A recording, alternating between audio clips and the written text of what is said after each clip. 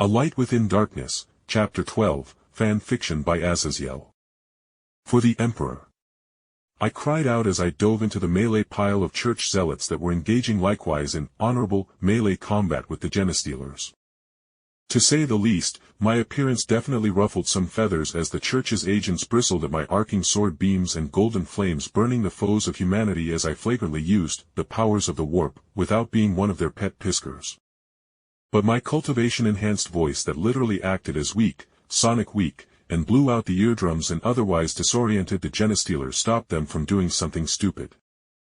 Maybe they thought I was some kind of perpetual or spirit summoned to aid in their battle, I thought as I spun in a circle, sending a weak spiral of sword chi around me that bisected the crowd of Genestealers that attempted to dogpile me.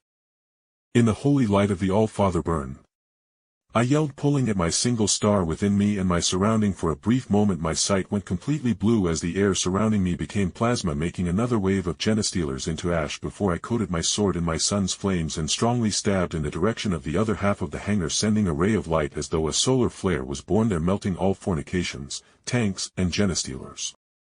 Yet even with me flashily destroying the Genestealers, I began to realize a very pressing fact about 40k battles.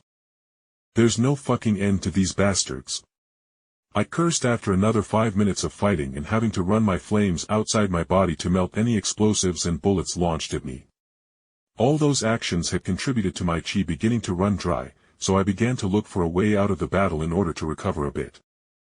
Seeing the big bad sisters of battle were still in the thick of the battle, I decided to go where the church operatives had created a bulwark in the massive hangar, as the guardsmen's side of the battle was a constant meat grinder with no sight from beginning to end as they sought to drown the Genestealers in a deluge of lost fire and bodies.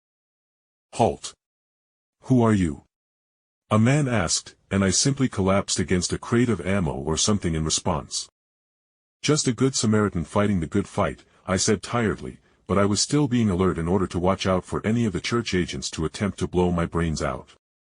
"What is your hive ID? You are obviously an unregistered pysker. You need training lest you fall to the predations of darkness." A woman walked out of the shadows of the tunnel the church and sisters of battle pushed out of. "Fuck, it's another sister. And she looks to be at a much higher rank." I thought of seeing the grizzled white-haired woman fully clad in highly decorated power armor.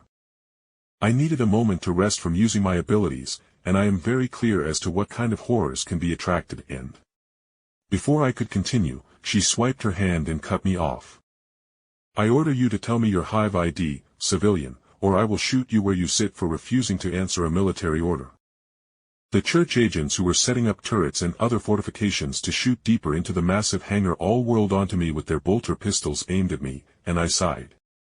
"Lady, this is the Underhive. No one gave a shit about my birth, nor will they care for my death.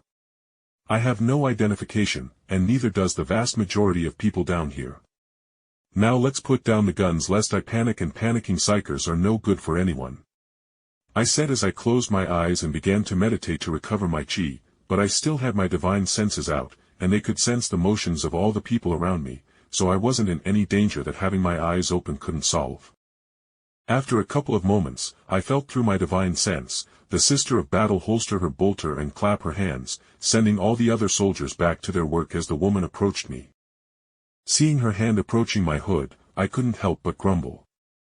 "Can you just let me meditate, or you my mother or something?" As the woman flipped back my hood and took in my appearance. The woman's face only twitched at my chiding tone, but she kneeled down to inspect my features without actually touching me, and finally, she stood up with a sigh. "You are clear of mutations. For a pysker, let alone having grown up here in Underhive, it's simply a miracle of the Emperor's will that you are so pure of deformities." I couldn't help but snort at her words and open my eyes to look at her in disdain as I spoke. "I have absolutely zero interest in cybernetics that will mar my pure body with cold machinery, and as for warp mutations, I will sooner kill myself than run around with a third eye and one of my arms turned into a crab claw or something equally monstrous." The sister of battle's face scrunched up at my words before she sighed and gave me a tired smile.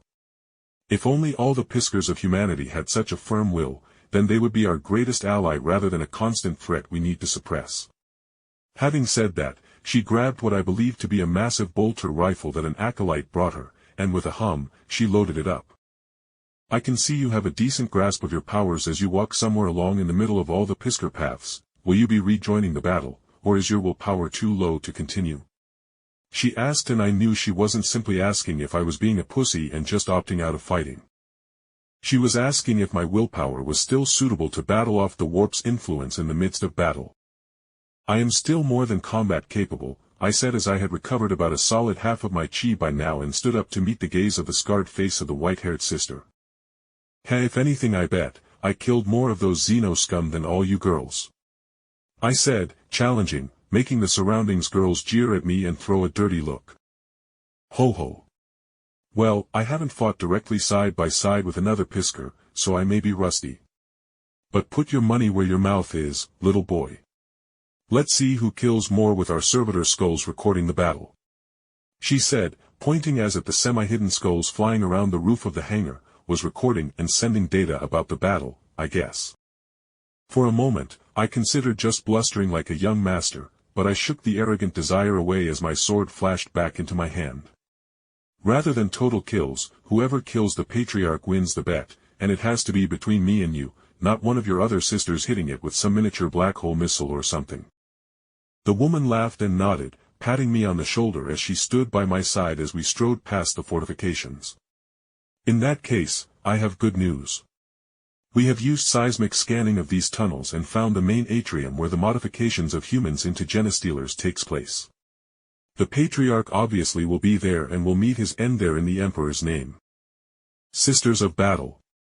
We, the daughters of the Emperor, will purge this world of its Xeno filth and bring order. To battle.